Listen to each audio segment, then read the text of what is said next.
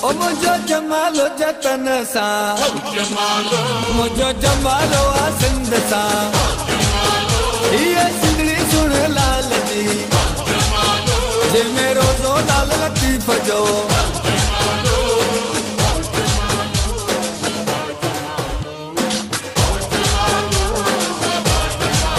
असा के सिंध ते ॾाढो नाज़ आ ही सिंध समूरी सच्चो आ। सिंध टीवी नेटवर्क पारा ऐलानियल सकाफती दिहाड़े के हवाले से नवाबशाह प्रेस क्लब पारा सिंध टीवी नेटवर्क की मुख्य तकरीब मुनक़िद कई वही जैमें नवाबशाह शहर के मुख्तलिफ इलाइक़नि गोठन और कॉलोनियुनि मां रैलियों नवाबशाह प्रेस क्लब पहुंची मुख्य तकरीब में शामिल थियूं। सिंध टीवी सरवाण असां सिंध वारन जी सिंध टीवी सरवाण असां सिंध वारन जी हर हंध थी बाखाण हर हंध थी बाखाण असां सिंध वारन जी सिंध टीवी सरवाण असां सिंध वारन जी सिंध टीवी थी आई रहबर सिंधी सकाफ़त करे उजागर पई कराए सुञाण पई कराए सुञाण असां सिंध वारन जी सिंध टीवी सरवाण असां सिंध वारन जी सिंध टीवी सरवाण असां सिंध वारन जी अमड़ वारी मिठड़ी बोली डोर गुजारत ॾिठ पिरोली अमड़ वारी मिठड़ी बोली डोर गुजारत ॾिठ पिरोली चोॾीअ जी चांड्राण चोॾीअ जी चांड्राण असां सिंध वारन जी सिंध टीवी सरवाण असां सिंध वारन जी सिंध टीवी सरवाण असां सिंध वारन जी। हर साल वांगुरु उहे ईद जो ॾियारो महसूस था कयूं जेका असांजी हज़ारे साल पुरानी हिकिड़ी तारीख़ आहे। हर साल असां उहा वरजाईंदा रहूं था। हर साल वांगुरु हिते जेको मेलो मचायो आहे उहो मेलो ॾिसी पंहिंजे दोस्तनि सां गॾु ॾाढी घणी ख़ुशी महसूस करे रहिया आहियूं। सकाफ़त डे खे क़ौम लाइ ईद जो ॾींहुं ठाहियो आहे ईद जो ॾींहुं बणायो आहे। आऊं त हैरान आहियां त मूं असां मुस्लमान जी ईद ते एॾी ख़ुशी कोन ॾिठी आहे जेका अॼु सकाफ़त जे ॾींहं ते ॾिसां पियो। हदे निगाह ताईं टोपियूं ऐं अजरक त मुंहिंजे तरफ़ां सॼी सिंध खे एकांदियूं मुबारकूं। जंहिं ही मेलो मचायो आहे असीं उन्हनि जा तमामु थोराइता आहियूं जो हिन ॾियारे खे भरपूर तरीक़े सां मल्हायो आहे ऐं जेको आहे सो असांखे बि मौक़ो ॾिनो आहे सुहिणी सिंधड़ी जे गीतनि ॻाइण जे लाइ। वॾी महिरबानी भाऊ सिंध टीवी वारनि जी। ॾिसो अॼु सिंध झरके पई टोपियूं अजरक पाए सभु माण्हू जेके आहिनि सिंध जा हिते असां लाइ क़ौमी ॾींहुं आहे। सिंध असां ईद खां बि वधीक इन ॾींहं खे भाई ऐं सभिनी सिंध वासियुनि खे असां पंहिंजी दिलि सां गहराई सां सकाफ़त ॾियारे जी ख़ुशामदी चऊं था ऐं जेका परॾेही में वेठा आहिनि उन्हनि खे ख़ासि कर सिंध सकाफ़त जी मुबारकबाद ॾियूं था। सिंध जी असांजी अमड़ तमामु भली ॻाल्हि आहे कई कल्चर डे हिन सां अवेयरनेस पैदा थी थिए। हिन सां गॾोगॾु जेको आहे पंहिंजा जेका मज़दूर तबिको आहे जेके अजरक टोपियूं ठाहिण वारा उन्हनि जो कारोबार ठप थी वियो। हिन कल्चर डे जी बरकत सां जेको आहे अलाह ताला जेको आहे करम कयो आहे। सुस्ती न महिनत ॻाल्हियूं न अमल ये सिंध टीवी तरफां जेको ही सकाफ़ती ॾियारो अॼु मल्हाए पियो वञे असीं उन में जी भरपूर जेको आहे सो उन में ख़ुशि आहियूं ऐं सिंध टीवी नेटवर्क खे जेका मुबारकबाद पेश कयूं था मल्हाए करे सिंधी क़ौम खे जाॻायो आहे। सिंध टीवी ज़िंदाबाद। सवेरे खां वठी साजरे खां वठी जेको मेलो मचायो आहे कवरेज ॾिनी आहे सिंध गॾु कई आहे। मां सम्झां थो त हीउ हिकु ईद जो ॾियारो आहे ऐं सॼी पूरी टीम जेको आहे सो कैमरामैन समेत जश्न लाणे थी ऐं अहिड़ा ॾींहं मल्हाइण खपनि ऐं सिंध टीवी जेको आहे सो हिन दफ़े पंहिंजो पाण मल्हायो आहे।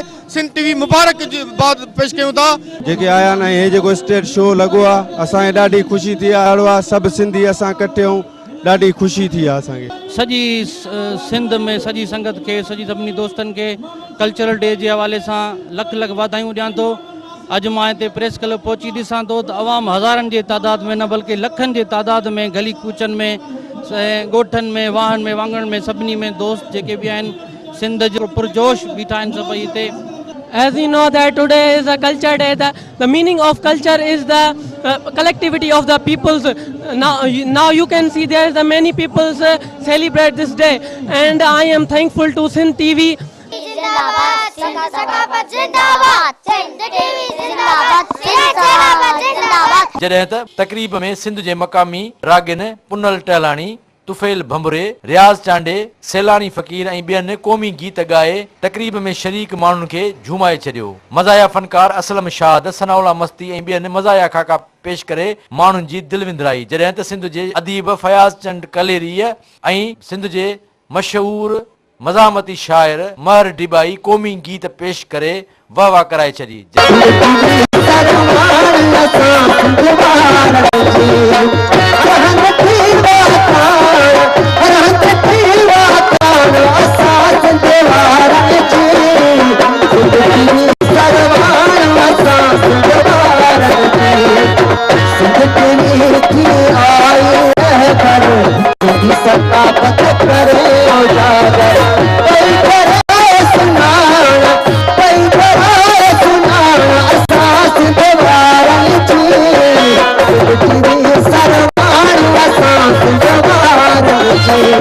अन्या अखिन में निंद्रवा अन्या अखिन ते बारवा सो पकरत खारवा सिंध सिंध वजी सजाए दुष्ट जो अमर खीर मलाए कसमा सिंध सिंध वजी सजाए दुष्ट जो अमर खीर मलाए तो जदी जल खीर मलाए दुष्ट जो अमर खीर मलाए दुष्ट तो जदी जल खीर मलाए दुष्ट अमर खीर मलाए दुष्मा सिंध जाए दुष्मा सिंध सिंध वजी सजाए दुष्ट जो अमर खीर मलाए उकात मुझे कंधते उकात मुझे कंधते उकात मुझे कंधते उकात मुझे कंधते उकात मुझे कंधते औलत बेटा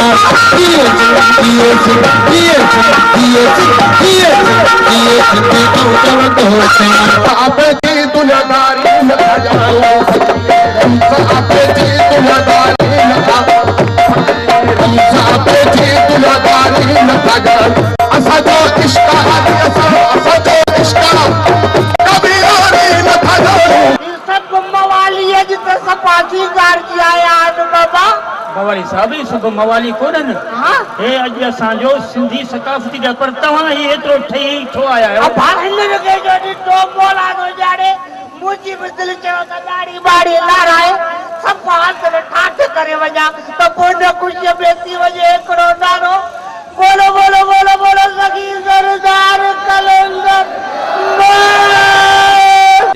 तो को नारो एकड़ो जीए संग जो नारा सीधा सा पंजे धरती जो तो को बेवाज भी थी न को जो सब गरजी नारायण सकाफत वाड़े वाह यार जो मवाली सपा ठाट थी आया न ओ सामूड से सुल्पी पे कर गई ना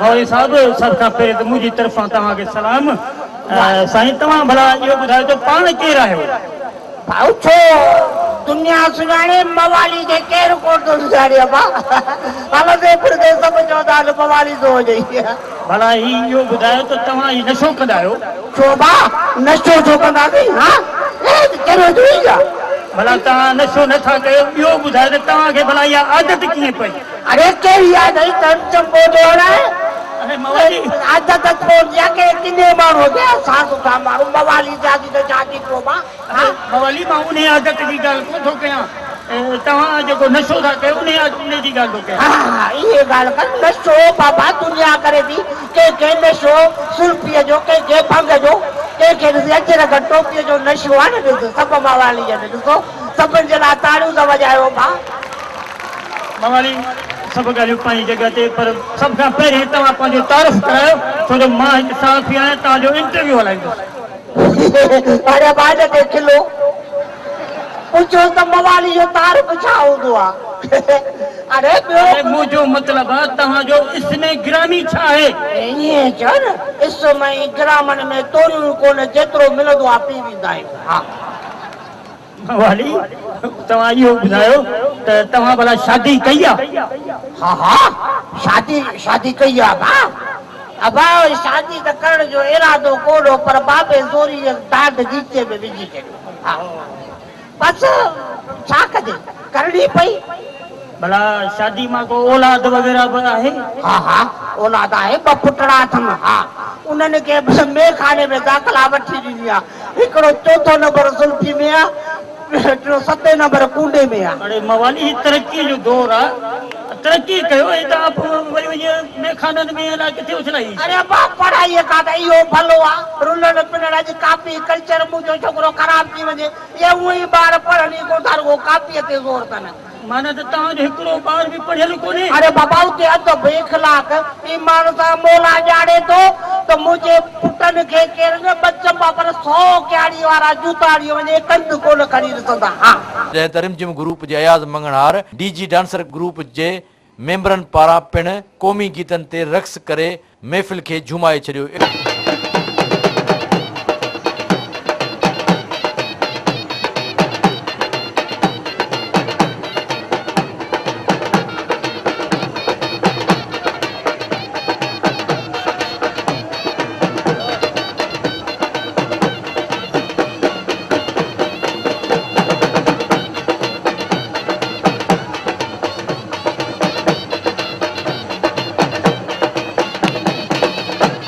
जमालो जतन सां मुझो जमालो सिंध सां ये सिंधी सुन लाल जी जे मेरो जो लाल लतीफ जो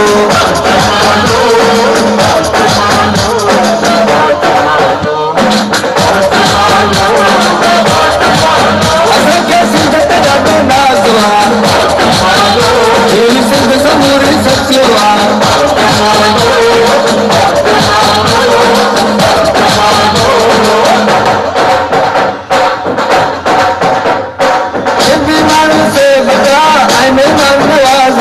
बाकी तेरी दिल जी बोली कोई जा आवाज नहीं, मुझे सिंधु धरती पे कुदरत जो मिराज नहीं।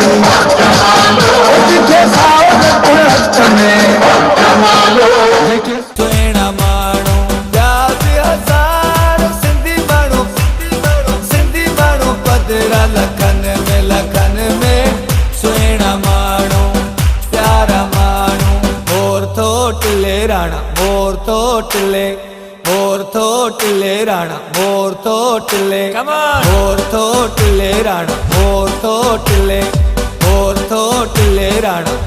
थो टिले सो त मामन जे कुले सो त चाचन जे कुले ओ राणा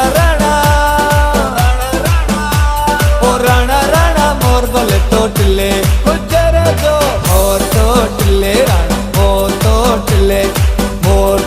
टिले राणा मोर थो टिले। जी नाज़रीन, सिंध टेलीविज़न नेटवर्क तरफां ऐलानियल सकाफ़ती ॾियारे जे हवाले सां जिते सॼी सिंध खे भरपूर मोट मिली आहे, उते नवाब शाह वासिन बि हज़ारनि जे तइदाद में मुख़्तलिफ़ इलाइक़नि खां रैलियुनि जे शिरकत करे सिंध टीवी न्यूज़ जे मुख्य जेकी तक़रीब आई उन्हनि में शिरकत कई आहे, जिते उन्हनि ॻाल्हाईंदे चयो त जॾहिं बि सिंध टीवी असांखे सकाफ़ती ॾियारे सां कॉल ॾींदी असां भरपूर नमूने सां शिरकत करे सिंध जी ऐं सिंध जे सकाफ़त ऐं लॼ ऐं लोईअ जी हिफ़ाज़त कंदासीं। कैमरामैन रफ़ाकत आराई सां गॾु ज़ुल्फ़कार ख़ासकेली सिंध टीवी न्यूज़ नवाब शाह।